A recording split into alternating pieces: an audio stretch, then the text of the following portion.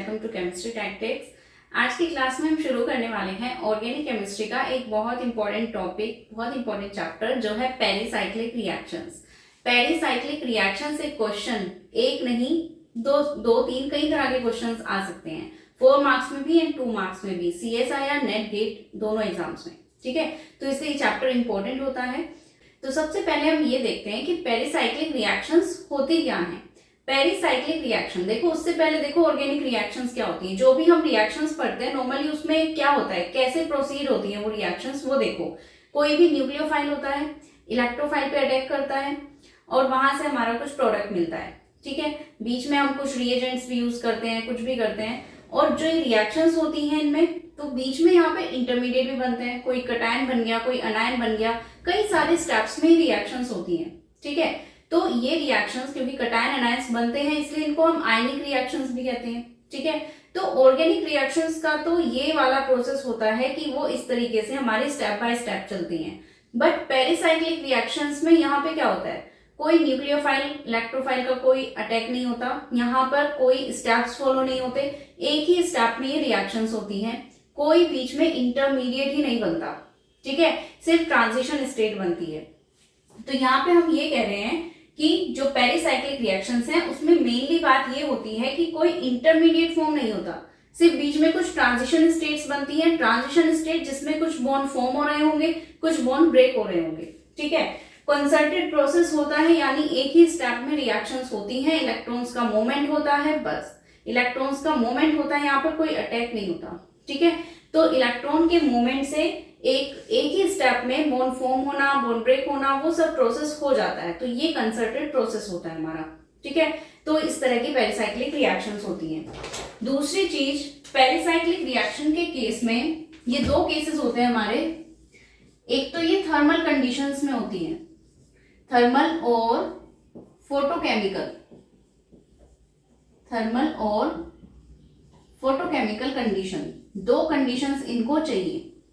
यहाँ पर बीच में कोई रिएजेंट हम यूज नहीं करते। हाँ, कुछ रिएक्शंस ऐसी होती हैं जिनमें हम कुछ लुईस एसिड यूज कर सकते हैं, एसिड्स की प्रेजेंस में हो सकती हैं, कुछ सॉल्वेंट भी यूज कर लेते हैं, मेनली हाइड्रोकार्बन वाले सॉल्वेंट यहाँ पर होते हैं। वैसे तो सॉल्वेंट होता ही नहीं है इन रिएक्शंस में, लेकिन अगर है तो हाइड्रोकार्बन सॉल्वेंट होते हैं, बाकी कोई नहीं। हाइड्रोकार्बन में भी मोस्ट इंपॉर्टेंट होता है हमारा जाइलिन।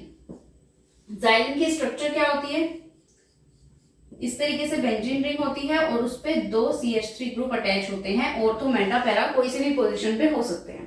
ठीक है, तो ये होता है जाइलिन। इस टाइप के जो कार्बन हाइड्रोजन से रिलेटेड जो भी हमारे मॉलिक्यूल्स होते हैं वही यहाँ पर एक सोलवेंट का काम करते हैं। जरूरी नहीं है सोलवेंट की प्रेजेंस में हो, बिना सोलवेंट के भी रिएक्शंस होती हैं। बस इनको चाहिए या तो कोई थर्मल कंडीशन, हीटिंग कर दो, या फिर कोई फोटोकेमिकल कंडीशन जहां पर जिसको हम बोलते हैं HNu। ठीक है, या फिर हीटिंग, ये दो चीज आपको देखनी होती है।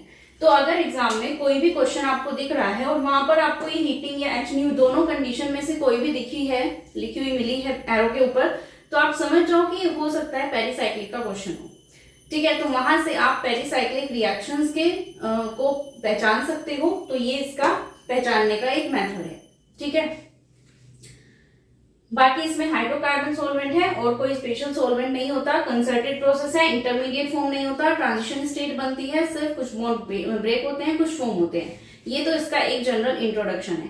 अब यहाँ पर कुछ टाइप्स की होती है रिएक्शन, इनके टाइप होते हैं मेनली। तो ये 3 टाइप्स की रिएक्शंस होती हैं। First, electrocyclic reaction, cycloaddition reactions and sigmatropic reactions. इन तीनों में डिफरेंस पता होना बहुत जरूरी है।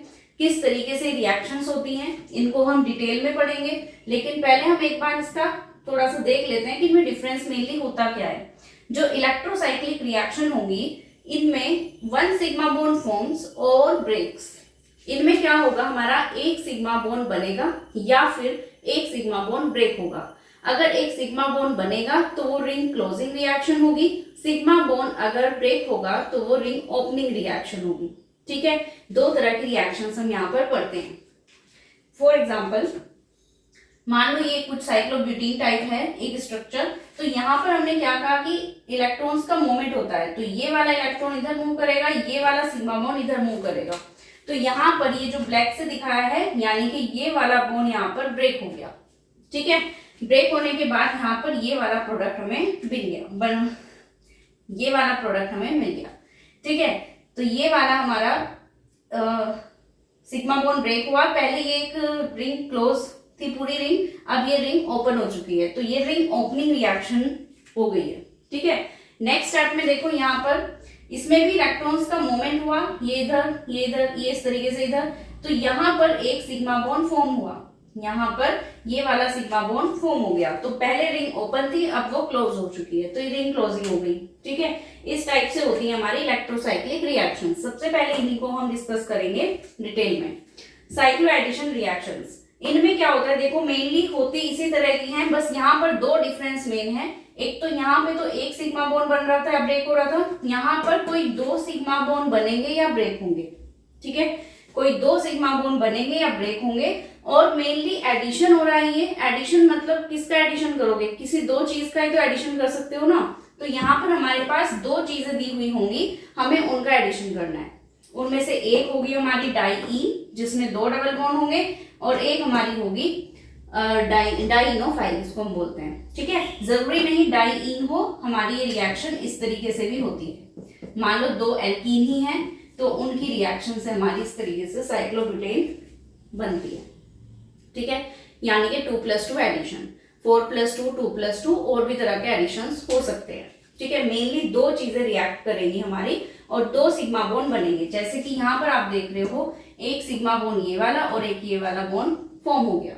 ठीक है, नेक्स्ट आती है सिग्मा ट्रॉपिक रिएक्शंस। इनके केस में क्या होता है, एक सिग्मा बॉन्ड बनता है एंड ऑल्सो ब्रेक्स, एक बॉन्ड बनेगा दूसरा ब्रेक होगा साइमल्टेनियसली। यहाँ पर दोनों चीजें होंगी, बॉन्ड फॉर्म भी होगा और ब्रेक भी होगा।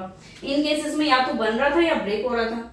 तो यहाँ पे जैसे ये रिएक्शन है, तो यहाँ से ये वाला बॉन्ड जो है सिग्मा बॉन्ड ब्रेक हुआ है और यहाँ से ये सिग्मा बॉन्ड बन चुका है। ठीक है, इस तरीके से रिएक्शन होगी। तो इनको डिटेल में डिस्कस करेंगे। सबसे पहले हम पढ़ते हैं इलेक्ट्रोसाइक्लिक रिएक्शंस।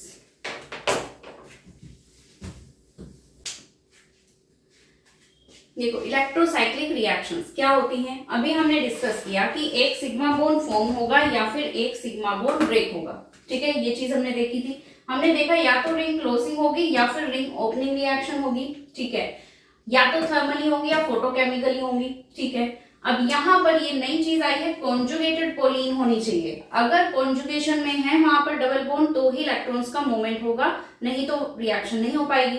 तो यहाँ पर कॉन्जुगेटेड पोलीन सिस्टम होना चाहिए। पोलीइन मतलब एक से ज्यादा बॉन्ड होने चाहिए, डबल बॉन्ड, और वहां पर कॉन्जुगेशन होना चाहिए। ठीक है, फॉर एग्जाम्पल अगर हम इस क्वेश्चन को देखें, तो यहाँ पर क्या हो रहा है, इलेक्ट्रॉन्स का मूवमेंट इस तरीके से इलेक्ट्रॉन का मूवमेंट हो रहा है। ठीक है, तो यहां से ये वाला सिग्मा बॉन्ड फॉर्म हो जाएगा।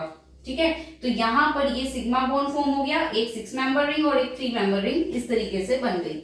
अब यहाँ पर जो ये सिग्मा बॉन्ड बना है ना, ये पाई बॉन्ड से भी स्ट्रॉन्गर होता है, क्योंकि पाई बॉन्ड तो हमारे कॉन्जुगेशन में जा रहे हैं ना, तो एक तरीके से पार्शियली कनेक्टेड है, वो पार्शियल डबल बॉन्ड कैरेक्टर है, वो प्रॉपर डबल बॉन्ड नहीं है हमारे, क्योंकि वहां कॉन्जुगेशन शो हो रहा है। ठीक है, तो इसलिए यहाँ पर जो सिग्मा बॉन्ड बना है वो ज्यादा स्ट्रॉन्गर होता है पाई बॉन्ड से। ठीक है, तो ये था हमारा इलेक्ट्रोसाइक्लिक रिएक्शन का इंट्रोडक्शन। अब यहाँ पर इलेक्ट्रोसाइक्लिक रिएक्शन में मेनली क्या आता है, देखो यहां से जैसे हमारा ये सिग्मा बॉन्ड फॉर्म हुआ है, तो यहाँ H तो पहले से है। ठीक है, अब इन H की अगर स्टीरियो बतानी हो हमें, यहाँ पर जो ये H लगने वाले हैं ये किस तरीके से लगेंगे, हो सकता है ये दोनों इस तरीके से लगे। ठीक है, हो सकता है एक हमारा वेज से लगे और एक डैश। तो ये सिस या ट्रांस कैसे पता चलेगा हमें कौन सिस है कौन ट्रांस है, तो इसके लिए एक रूल यूज होता है, वुडवर्ड हॉफमैन रूल। इस रूल के अकॉर्डिंग हमें पता चलता है कि जो स्टीरियो अगर हमें बतानी है जंक्शन पे, तो वो स्टीरियो किस तरीके से होगी, दोनों ग्रुप हमारे किस तरीके से अटैच होंगे, उनकी स्टीरियो केमिस्ट्री बताने के लिए हमारा वुडवर्ड हॉफमैन रूल यूज होता है। ठीक है, और या फिर हमारा जो ये रूल है ये बताता है हमारा कि जो ऑर्बिटल्स हैं हमारे, जो ये सिग्मा बॉन्ड बन रहा है यहाँ पर, जो ये ऑर्बिटल्स हैं ये किस तरीके से ओवरलैप करते हैं, इनकी ओवरलैपिंग से ही सिग्मा बॉन्ड बन रहे हैं, तो वो हमें बताना है किस तरीके से बनेंगे। तो इसको सबसे पहले हम एक बार डिस्कस करते हैं, क्या होता है वुडवर्ड हॉफमैन रूल।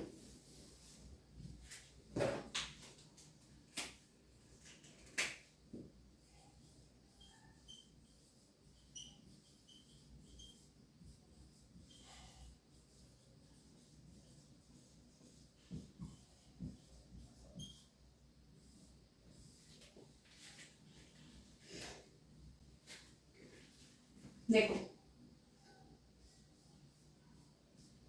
एक सिस्टम है हमारा ब्यूटाडाइन। अभी हमने क्या किया था, इसका बॉन्ड इधर और ये इधर, तो यहां से हमारी ये रिंग क्लोजिंग रिएक्शन हो रही है, ठीक है, हीटिंग या HNO, यही इलेक्ट्रोसाइक्लिक रिएक्शंस होती हैं, ठीक है। तो ये वाला जो सिग्मा बॉन्ड बना है, ये सिग्मा बॉन्ड कैसे बना होगा, जो यहाँ पर एंड में ऑर्बिटल्स होंगे, जब इन ऑर्बिटल्स का आपस में ओवरलैप हुआ होगा तभी तो ये बॉन्ड फॉर्म हुआ होगा, ठीक है। भाई बॉन्ड्स कैसे फॉर्म होते हैं, जब ऑर्बिटल्स की ओवरलैपिंग होती है। तो यहाँ पर अगर ये p ऑर्बिटल, क्योंकि ये कार्बन 4 कार्बन यहाँ पर अवेलेबल हैं, तो इन कार्बन्स के p ऑर्बिटल्स भी हैं। अब यहाँ पर भी ऑर्बिटल हैं, लेकिन हमें कौन से ऑर्बिटल चाहिए, जो हमारे एंड वाले ऑर्बिटल हैं, क्योंकि सिग्मा बॉन्ड हमें यहाँ पर फॉर्म करना है। तो हमें इनका ये बताना है कि ये जो ऑर्बिटल्स हैं हमारे, ये किस तरीके से ओवरलैप करेंगे, यानी कि ये इधर मूव करेगा, ये इधर मूव करेगा, तो या तो इधर मूव करे और ऐसे मूव करके ओवरलैप करें, या फिर ये वाला इधर मूव करे और ये भी इधर मूव करे, यानी कि ये दोनों इस तरीके से मूव करें। समझ रहे हो? देखो ये ऑर्बिटल्स हैं इस तरीके से। तो कहने का मतलब ये है कि मान लो कि ये वाले हमारे ऑर्बिटल्स हैं, तो या दो तरीके से हमारी ओवरलैपिंग हो सकती है यहाँ पर, कि किस तरीके से, अगर हम ऐसे रखें तो ऐसे तो ओवरलैप कराना पॉसिबल नहीं है, ओवरलैपिंग तो ऐसे ही होनी है, तो उसके लिए हमें रोटेट तो करना पड़ेगा, क्योंकि ओवरलैपिंग करानी है, सिग्मा बॉन्ड बनाना है, तो ऑर्बिटल्स की ओवरलैपिंग कराने के लिए उनको रोटेट तो करना पड़ेगा। अब इनकी रोटेशन ना दो तरह की होती है, या तो इसको हम इस साइड रोटेट कर दें और इसको भी इसी साइड रोटेट कर दें, यानी कि सेम साइड रोटेशन हो जाए तो हमारा ये ओवरलैप करेंगे, या फिर ऐसा हो कि ऑपोजिट साइड रोटेट करें, इसको इधर करेंगे, इसको इधर करेंगे, तब भी ओवरलैपिंग हो सकती है। तो ये जो दो तरह की ओवरलैपिंग आप देखते हो, जब दोनों सेम साइड में ओवरलैपिंग हो रही है, देखो ये वाला इधर मूव कर रहा है, ये इधर मूव कर रहा है, तो ये एक क्लॉकवाइज, दोनों ही क्लॉकवाइज रोटेशन कर रहे हैं, दोनों की रोटेशन क्लॉकवाइज हो रही है। तो क्लॉकवाइज रोटेशन जब होती है, दोनों की सेम साइड रोटेशन होती है, इसको कह दो same side rotation, same side rotation, तो इस चीज को हम बोलते हैं कॉन रोटेटरी।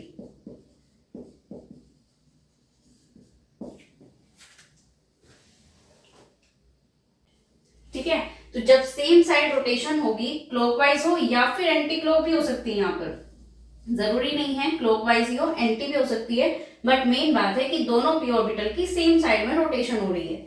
तो अगर सेम साइड रोटेशन होगी तो इस वाली चीज को हम बोलते हैं कॉन रोटेटरी, ठीक है। वहीं पे अगर ये वाले ऑर्बिटल्स हमारे डिफरेंट, सेम साइड से ना होके डिफरेंट साइड से रोटेशन करते हैं, डिफरेंट साइड रोटेशन, तो इसमें क्या होता है, हमारा एक एंटी क्लॉकवाइज होगा तो दूसरा क्लॉकवाइज होगा, तो डिफरेंट साइड रोटेशन होती है, इस चीज को हम बोलते हैं डिसरोटेटरी, इसको हम बोलते हैं डिसरोटेटरी। तो यहाँ पर ऑर्बिटल्स की ओवरलैपिंग होती है दो तरीके से, या तो कॉनरोटेटरी होंगे, सेम साइड रोटेशन हो, या फिर डिफरेंट साइड रोटेशन हो, जिसमें हम डिसरोटेटरी बोलते हैं, ठीक है। दो तरह की रोटेशन यहाँ पर पॉसिबल है, तभी यहाँ पर सिग्मा बॉन्ड बन सकते हैं।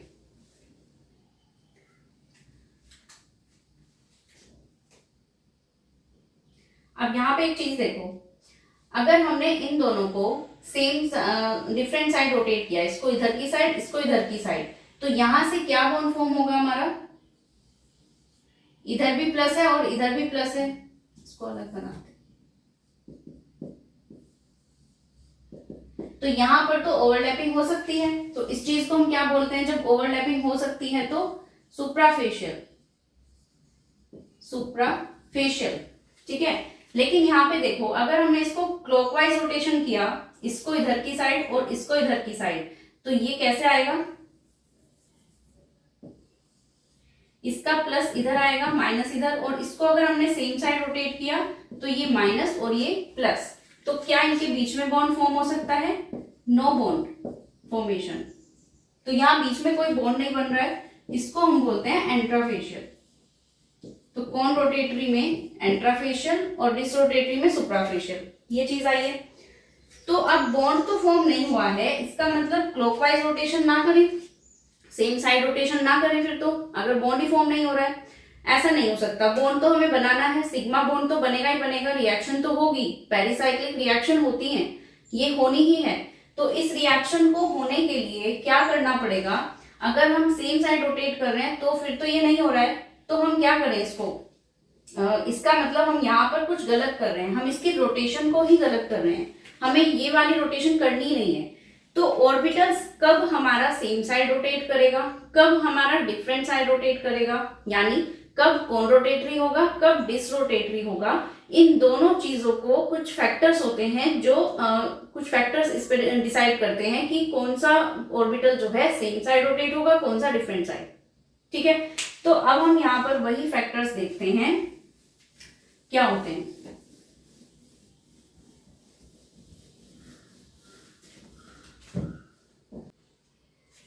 तो यहाँ पर कुछ फैक्टर्स होते हैं जो डिसाइड करेंगे कि बॉन्ड फॉर्म होगा या नहीं, यानी किस तरीके से ऑर्बिटल रोटेट होगा। तो इसमें जो पहली चीज है, पहली चीज तो है सिस्टम कैसा है, सिस्टम कैसा होगा, यानी कि आप कोई भी मॉलिक्यूल ले रहे हो, जैसे कि आप ये वाला ही ऑर्बिटल, ये वाला ले रहे थे मॉलिक्यूल, तो इसमें आपको क्या देखना है सबसे पहले कि सिस्टम किस तरह का है। दो तरह के सिस्टम होते हैं, एक में तो हमारे ओड डबल बॉन्ड्स होते हैं, एक में तो ओड डबल बॉन्ड्स होते हैं, यानी कि एरोमेटिक एंटी एरोमेटिक कह लो, ओड डबल बॉन्ड्स होते हैं, एक में इवन डबल बॉन्ड्स होते हैं। ठीक है, तो जिसमें भी हमारे, जैसे ये वाला सिस्टम है, इसमें क्या है, हमारे दो बॉन्ड है, दो डबल बॉन्ड है, तो ये वाला सिस्टम कैसा होगा हमारा, इलेक्ट्रॉन्स कितने होंगे, 1 2 3 4, यानी ये वाला सिस्टम जो है हमारा वो 4 पाई इलेक्ट्रॉन्स वाला सिस्टम है। तो जब भी हमारे इवन डबल बॉन्ड्स होंगे उसको हम 4n पाई इलेक्ट्रॉन सिस्टम बोलेंगे। और डबल बॉन्ड, जैसे कि हमारी ये रिंग थी, इसमें बेंजीन रिंग, इसमें 3 डबल बॉन्ड है, टोटल कितने इलेक्ट्रॉन्स हैं, 6 पाई इलेक्ट्रॉन्स। ठीक है, तो जब भी ऑड होंगे हमारे तो उसमें कौन सा सिस्टम होगा, 4n+2 पाई इलेक्ट्रॉन सिस्टम। ठीक है, 4n+2 पाई इलेक्ट्रॉन सिस्टम। तो अगर हम n की वैल्यू 1 पुट कर दें तो ये सिस्टम होता है 4 पाई, और यहां पे हो जाता है 4 × 1+2 6 पाई इलेक्ट्रॉन सिस्टम। ठीक है, ये होता है। तो हमें कोई भी मॉलिक्यूल दिया होगा, सबसे पहले हमें उसके डबल बॉन्ड्स देखने हैं, उसमें पाई इलेक्ट्रॉन्स कितने हैं वो चेक करने हैं। ठीक है, अगर पाई इलेक्ट्रॉन्स हमारे 4 पाई सिस्टम वाले हैं और या फिर हमारे 6 पाई वाले हैं, 4n+2 वाले हैं, तो उस केस में क्या होगा। ठीक है, ये पहली चीज हमें देखनी है। दूसरी चीज हमें देखनी है कि कंडीशन कैसी है, जो आपकी रिएक्शन हो रही है वो थर्मली हो रही है या फिर फोटोकेमिकली हो रही है। दो तरीके से रिएक्शन होती है पेरिसाइक्लिक की। ऐसा नहीं है कि आप हर रिएक्शन को हीटिंग में करा सकते हो, थर्मली करा सकते हो, या हर रिएक्शन को आप फोटोकेमिकली करा सकते हो, इनमें डिफरेंस होता है। तो या तो हमारी रिएक्शन हीटिंग हो रही है या फिर वहां पर सनलाइट है। ठीक है, HNO की कंडीशन या फिर हीटिंग की कंडीशन, आपको इन दोनों को डिसाइड करना है क्या होगी। ठीक है, अब इसके ही अकॉर्डिंग, इन दोनों चीजों के अकॉर्डिंग हमारे पास क्या आता है। अगर हमारा 4 पाई इलेक्ट्रॉन सिस्टम है,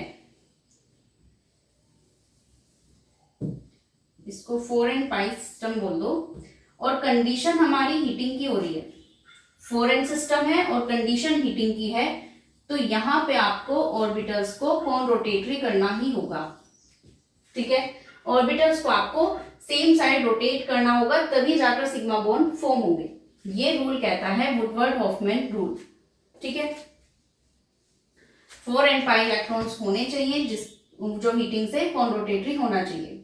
वहीं पे अगर 4n+2 की बात हो रही है, 4n+2 पाई इलेक्ट्रॉन्स, ये हीटिंग में हमारे डिसरोटेटरी होने चाहिए, ऑपोजिट है सेम।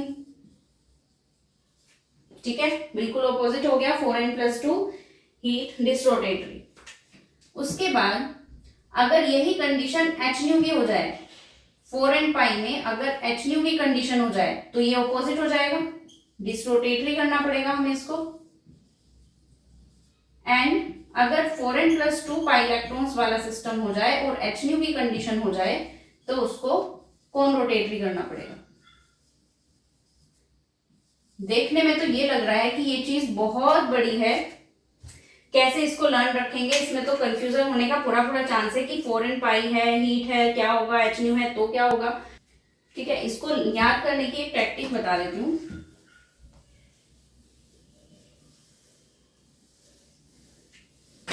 देखो, एक हीटिंग की कंडीशन है, एक एच न्यू की कंडीशन है, 4n पाई सिस्टम है। तो हीटिंग में तो कॉन रोटेटरी हो जाएगा और एच न्यू में डिसरोटेटरी हो जाएगा। ठीक है, 4n+2 पाई सिस्टम है, इसमें डिसरोटेटरी हो जाएगा और इसमें कॉन रोटेटरी हो जाएगा। ठीक है, ये चीज है। तो आपको यहाँ पर ये चीज याद रखनी है। तो इसको लर्न कैसे रखोगे आप, ये देखो। देखो, 4n पाई सिस्टम है, कॉन रोटेटरी और ये वाला हीटिंग की कंडीशन। तो आप ये देखो, इस हीटिंग की कंडीशन को आप इधर से मान लो कि ये इधर से है। ठीक है, तो ये एक आइसक्रीम कोन के जैसा लग रहा है ना। तो कॉन रोटेटरी में आप यहाँ पे क्या मान सकते हो कि जब भी हीटिंग की बात आ रही है तो उसमें कॉन रोटेटरी आएगा। और ये कॉन रोटेटरी कौन से केस में आएगा, हीटिंग के केस में कौन कब आता है, जब 4 पाई सिस्टम होता है। ठीक है, जब 4 पाई सिस्टम होता है। तो आप इसको, ठीक है, तो हीटिंग के केस में कौन वाली कंडीशन है और ये 4 पाई के केस में होता है। इसको ऐसे याद रख सकते हो आप। ठीक है, कि कौन शेप है और हीटिंग है तो कौन सा आएगा, 4 पाई सिस्टम आएगा। अगर आपको कोई एक भी याद है ना तो आप ये पूरी टेबल एकदम से बना सकते हो। ठीक है, पूरी लर्न करने की जरूरत भी नहीं है, बस आप 4 पाई हीट कौन याद रख लो। अगर ये चीज आपने याद रख ली तो फिर आप ये पूरा अपने आप बना सकते हो। ठीक है, क्योंकि ऑपोजिट है सबके सब। अगर आप हीटिंग की कंडीशन में 4n+2 ले रहे हो तो डिसरोटेटरी हो जाएगा, ऑपोजिट हो जाएगा जस्ट उसका। ठीक है, तो ये चीज आपको पूरी टेबल याद रखनी है। इसमें मेनली एक चीज याद रख लो, बाकी खुद हो जाएगी। तो ये था हमारा वुडवर्ड हॉफमैन रूल। अब हमारी ये जो रोटेशन हुई है 4 पाई में हीटिंग की कंडीशन में कौन रोटेटरी ही क्यों हुई है, या फिर 4n+2 हीटिंग की कंडीशन में डिसरोटेटरी ही क्यों हुई है, ये कौन रोटेटरी, डिसरोटेटरी या ऑर्बिटल्स की ओवरलैपिंग, ऑर्बिटल्स की रोटेशन कैसे होती है, इस सब के बारे में भी हम पढ़ेंगे। ये हम नेक्स्ट वीडियो में करेंगे। फिलहाल के लिए तो यही है। इसमें आप एक बार इसको अच्छे से रिवाइज करना, दोबारा देखना क्या होती है इलेक्ट्रोसाइक्लिक रिएक्शन, एग्जांपल्स ट्राई करना। Thanks for watching and keep learning.